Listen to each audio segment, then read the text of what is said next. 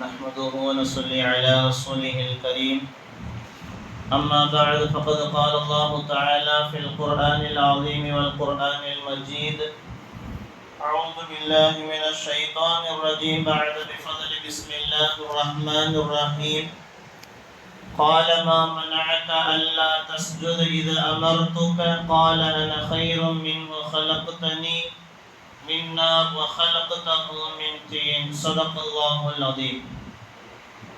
கண்ணியத்திற்குரிய அல்லாஹ்வின் நல்லடியார்களே, அல்லாஹ்வினுடைய மாபெரும் கிருபையால் 6 நோன்பு 7 தராவி தொழுகையை நிறைவு செய்துவிட்டு அமர்ந்திருக்கிறோம். அல்ஹம்துலில்லாஹ்.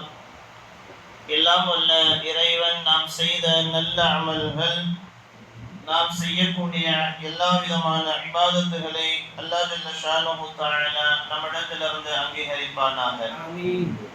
கண்ணியத்திற்குரிய அல்லாஹ்வின் நல்லடியார்களே, இன்று சூரத்துல் அஅராஃப் துவங்கப்பட்டு முழுமையாக ஓதி முடிக்கப்பட்டது. அல்ஹம்துலில்லாஹ். இன்னைக்கு ஓதப்பட்ட பல்வேறு வசனங்கள்ல நம்முடைய சிந்தனைக்கான ஒரே ஒரு வசனம், அல்லாஹ் ஜல்ல ஷானுஹு தஆலா இரண்டாவது முதல் ரகாயத்துல ஓதப்பட்ட வசனம். அல்லாஹ் அதில் சொல்லுகிறான், قال ما منعك ألا تسجد إذ أمرتك. அல்லாஹ் ஜல்ல ஷானுஹு தஆலா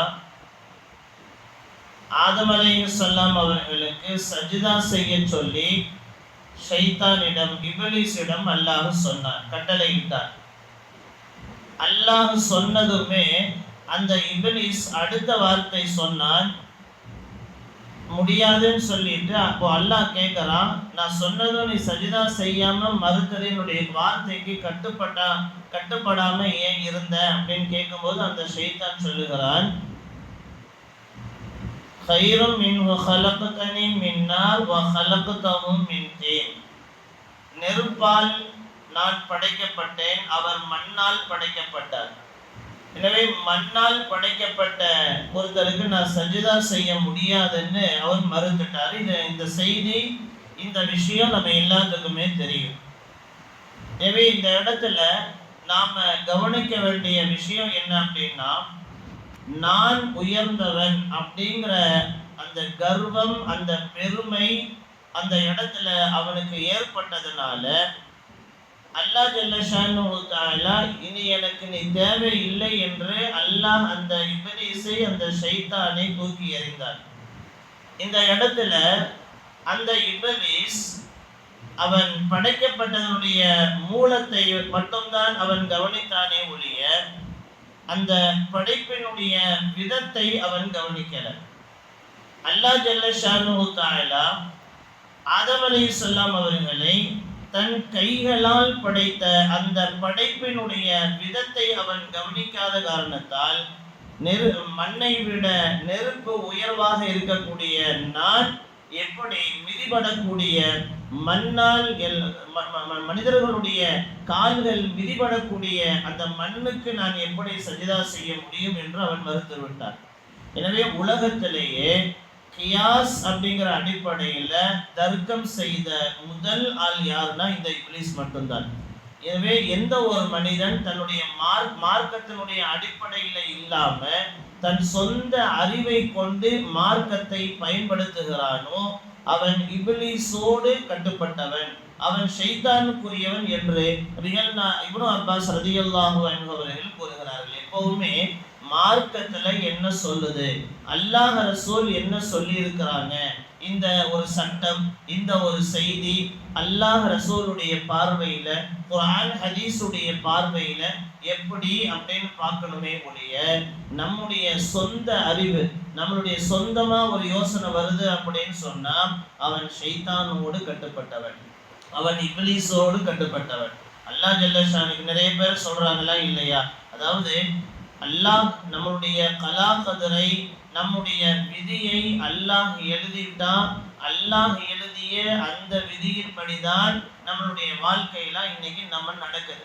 ஸோ அப்போ நம்ம அல்லாஹ் என்ன சொல்லியிருக்கிறா, நீங்க தொழுகுங்கள், நீங்க வாழ்க்கையில நீ நீங்க பின்பற்றுங்கள், அல்ல ரசூலை பின்பற்றுங்கள், என்னுடைய சட்டதிட்டங்களை நீங்க ஏற்று நடக்கணும்.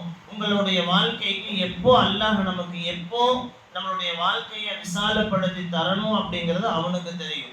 ஆனா நாம செய்யக்கூடிய அமல்களால் சீக்கிரமா நமக்கு எதுவுமே கிடைக்கலையே அப்படிங்கிற அந்த ஏக்கத்துல நாம அல்லாஹ்வ, ரசூல, மார்க்கத்தை, நாம எல்லா விதமான அமல்களை என்ன செய்யறோம், குறை சொல்ல ஆரம்பிச்சோம். எனவே நம்முடைய சொந்த புத்தியை கொண்டு நாம ஒரு முடிவெடுத்தால் அவன் ஷைத்தான், அவன் இப்லீஸுக்கு சொந்தக்காரன். ஏன்னா ஜாஹிலு யர்லா அன் நஃப்ஸிஹி, மடையன் தன்னுடைய நஃப்ஸுல, தன்னுடைய நஃப்ஸுக்கு, தன்னுடைய சிந்தனையில என்ன படுதோ அதை கேட்டு நடப்பவன் மடையன், முட்டாள் என்று நமக்கு கிதாபுகளை சொல்லி தர்றாங்க. எனவே அன்பிற்குரிய அல்லாஹ்வின் நல்லடியார்களே, மறுமையில 3 மனிதர்களிடத்திலே அல்லாஹ் பேச மாட்டான் என்பதாக நபிகள் நாயகம் ஸல்லல்லாஹு அலைஹி வஸல்லம் அவர்கள் சொல்லுவார்கள். அதுல ஒன்று தவறாத விபச்சாரம் செய்யக்கூடிய, தகாத உறவுகளை செய்யக்கூடிய முதியவர், 2வது பொய் சொல்லக்கூடிய அரசன், 3வதாக பெருமை அடிக்கக்கூடிய ஏழை. எனவே ஷைத்தான் அந்த இடத்துல ஆணவத்தோடு, கர்வத்தோடு, பெருமையோடு நடந்த காரணத்தால் தான் அந்த இடத்துல அல்லாஹ்வினுடைய வார்த்தைக்கு அவன் கட்டுப்படல. அப்போ இதே பெருமை என்பது ஒவ்வொரு மனிதனுடைய வாழ்க்கையில இருந்துச்சுன்னு சொன்னா நாளை மறுமையில அல்லாஹ் நம்மிடத்துல பேச மாட்டான் என்பதில் எந்த சந்தேகமும் கிடையாது. இன்னொரு ஹதீஸ்ல நபிகள் நாயகம் அவங்க சொல்லும் போது, மன் மாத்த வஹுவ பரீஉம் மின் ஸலாத்தின், நாம மரணிக்கக்கூடிய நேரத்துல 3 விஷயங்களை, 3 தன்மைகள் இல்லாத நிலையில நாம மௌத்தானா அல்லாஹ் ஜல்ல ஷானுஹு தஆலா நமக்கு தஹலல் ஜன்னா, சுவனத்தை தருகிறான் என்று நபிகள் நாயகம் அவர்கள் சொன்னார்கள். அந்த 3 விஷயத்துல ஒண்ணுதான் பெருமை. எனவே ஒரு மனிதனுடைய வாழ்க்கையில பெருமை இல்லாமல் இருக்கணும். பெருமை இல்லாத ஒரு மனிதனை, பெருமை இல்லாத ஒரு நிலையில நாம இந்த உலகத்தை விட்டு மரணித்தால் நமக்கு அல்லாஹ் ஜல்ல ஷானுஹு தஆலா சுவனத்தை தருகிறான் என்று நமக்கு சொல்லி தருகிறார்கள். ஒரு ஹதீஸ் இருக்கு, லா யதுகுலுல் ஜன்னத்தை, ஒரு மனிதனுடைய உள்ளத்துல அணு அளவு பெருமை இருந்தால், ரொம்பலாம் தேவையில்லை, ஒரு சாதாரணமா ஒரு சின்ன கடுகளவு பெருமை மனிதனுடைய வாழ்க்கையில, மனிதனுடைய உள்ளத்துல இருந்தா அவன் சுவனத்திற்கு செல்ல மாட்டான் என்று ஒரு சபையில நபிகள் நாயகம் அவங்க சொன்னாங்க. அப்போ நிறைய சஹாபாக்கள் இருக்கக்கூடிய அந்த சபையில ஒருத்தர் எந்திரிச்சு கேட்டாரு, ஒரு மனிதர் எந்திரிச்சு கேட்டார், அல்லாஹ்வின் தூதரே, அப்ப நான் நல்ல ட்ரெஸ், நல்ல அழகான ஆடை, ஃபௌதுஹு ஹஸனன், அழகான ஆடையெல்லாம் அணிகிறேன், அப்ப அது பெருமையில கட்டுப்பட்டதா? இல்ல. அதே போல நான் நல்ல செருப்பு, நல்ல விலை உயர்ந்த செருப்பு அணியணும்னு ஆசைப்படுறேன், அப்ப அது பெருமையில கட்டுப்பட்டதா? இல்ல.